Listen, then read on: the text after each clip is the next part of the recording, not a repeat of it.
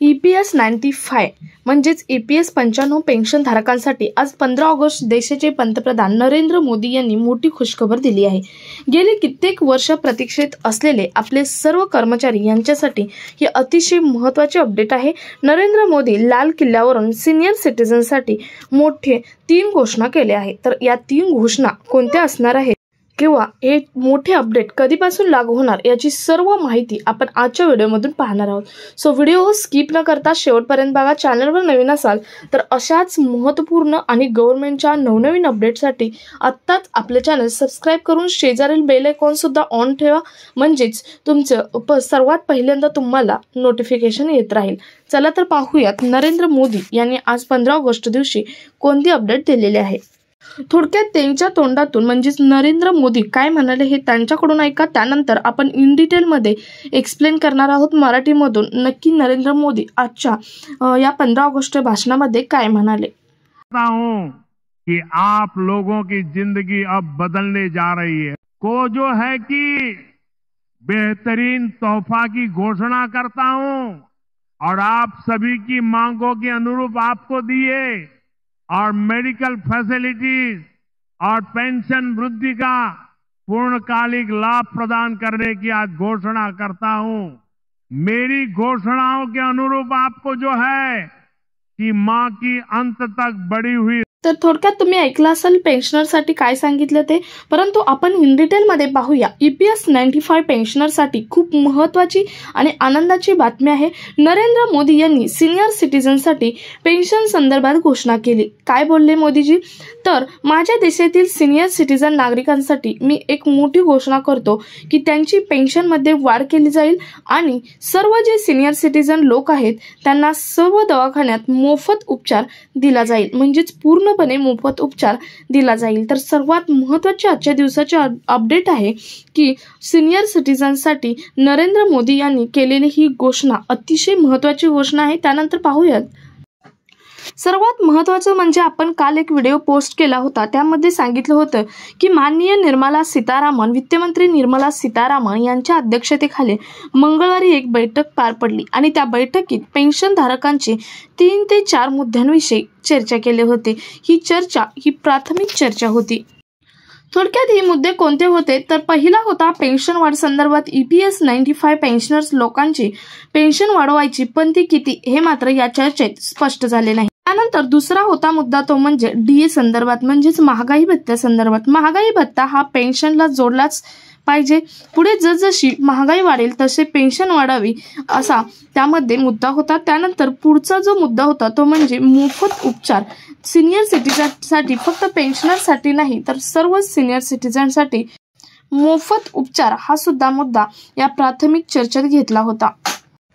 परंतु आज माननीय नरेंद्र मोदी यांनी पेन्शन वाढीची आणि मोफत औषध उपचारांची मोठी घोषणा केली आहे। त्यामुळे आता पेन्शन धारकांची अपेक्षा आणखी वाढली आहे। आजचा दिवस हा पेन्शन धारकांसाठी खूप महत्त्वाचा दिवस आहे। आज आनंदाचा पण दिवस पेन्शन धारकांसाठी आहे। सर्वात महत्त्वाचं म्हणजे पेन्शन वाढणार हे सांगितले अगदी प्राथमिक चर्चेत पण आणि आज मोदींनी पण, परंतु किती वाढणार हे मात्र अजूनही स्पष्ट केलेले नाही। मंगळवारी प्राथमिक चर्चा झाली माननीय निर्मला सीतारामन यांच्या अध्यक्षतेखाली आणि आज सुद्धा नरेंद्र मोदी यांनी 2 घोषणा केल्या पेन्शनरसाठी, परंतु त्यामध्ये पेन्शन किती वाढणार आणि कधीपासून वाढणार हे मात्र अद्यापही स्पष्ट केलेले नाही। त्याचबरोबर त्यांनी तरुणांना मोठ्या प्रमाणात रोजगार सुरू करू आणि GST कमी करू असेही आज 15 ऑगस्ट निमित्त स्पष्ट केले। तर आता घोषणा तर केल्या आहेत, परंतु या सत्यात कधी उतरतात याची अजूनही पेन्शनर्सना वाट पाहावी लागणार आहे, किंवा जे तरुण आहेत ज्यांच्यासाठी घोषणा केल्या आहेत सिनियर सिटीजन आहेत त्यांना अजूनही वाट पाहावीच लागणार आहे। परंतु ही तरी झाले आहे की केंद्र सरकारने पेन्शन संदर्भात विचार तरी घेतला आहे, जो की गेल्या कित्येक वर्षापासून प्रतीक्षेत होता। गेल्या कित्येक वर्षापासून आंदोलनं केली, मीटिंगा घेतल्या, बैठका घेतल्या, परंतु हा मुद्दा मात्र चर्चेत घेतला जात नव्हता।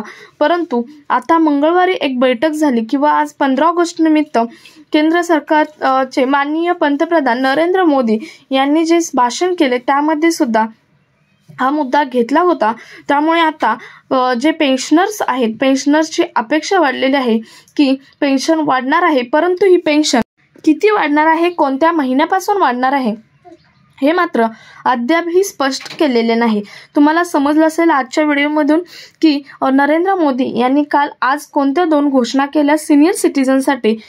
तरुणांसाठी काही वेगळ्याच केल्या, परंतु सिनियर सिटीजनसाठी कोणत्या 2 घोषणा केल्या तर एक म्हणजे सर्वात महत्त्वाची आणि प्रत्येक सिनियर सिटीजन जो पेन्शन धारक आहे तो याच्या प्रतीक्षेत आहे अशा पेन्शन धारकांसाठी पेन्शन वाढीची घोषणा केली। आणि दुसरी म्हणजे डीए हा त्याला जोडला जाणार हे पण प्राथमिक बैठकीत सांगितलं होतं, परंतु आज मात्र नरेंद्र मोदी यांनी सांगितलेलं नाही। आणि दुसरी घोषणा सर्वात महत्त्वाची घोषणा केली ती म्हणजे जी सिनियर सिटीजन आहेत त्या सिनियर सिटीजनना प्रत्येकाला प्रत्येक दवाखान्यात मोफत उपचार दिला जाणार, मोफत औषध उपचार हा पूर्णपणे मोफत उपचार दिला जाणार असल्याचे केंद्र सरकारने आज घोषणा केली आहे। म्हणजेच माननीय नरेंद्र मोदी यांच्याकडून घोषणा करण्यात आलेली आहे।